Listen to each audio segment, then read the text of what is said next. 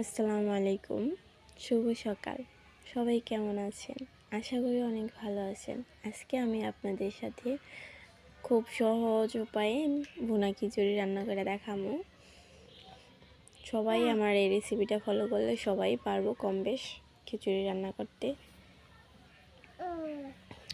তো চলেন কী কী দিয়েছি।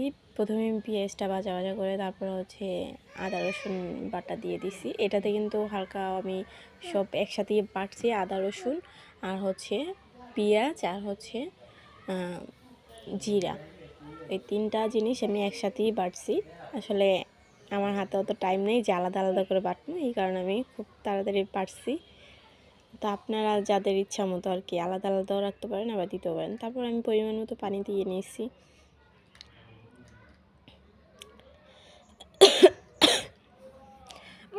তারপরে লবঙ্গ, তেজপাতা এগুলো দিয়ে নিয়েছি, কাঁচামরিচ কুচি দিয়ে নিয়েছি।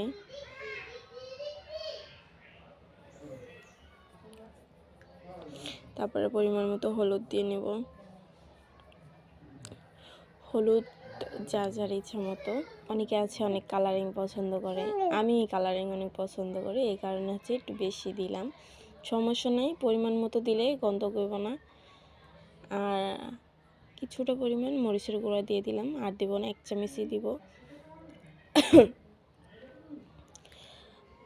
লবণ দিয়ে দিতেছি পরিমাণ মতো।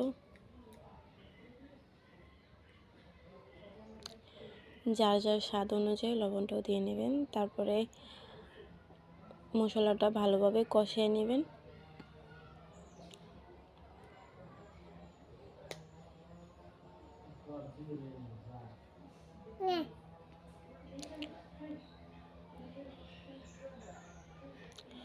ভালোভাবে নাড়াচাড়া দিয়ে তারপর কষিয়ে নেবেন।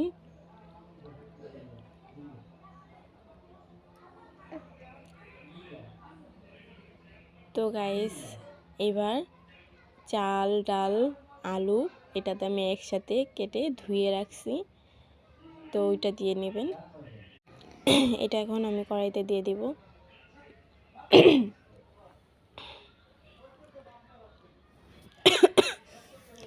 এখন ভালোভাবে নাড়াচাড়া দিয়ে তারপর পানি দিয়ে নেব। এখন ঢেকে দেব, ঢেকে 10-15 মিনিট রাখবো। তো গাইস, আমার ভিডিওটা যদি ভালো লাগে অবশ্যই লাইক, কমেন্ট, শেয়ার করে দিবেন, আর আমার চ্যানেলটা সাবস্ক্রাইব করে দিবেন। আল্লাহ হাফেজ, সবাই ভালো থাকবেন। ফাইনাল লুকটা দেখেন।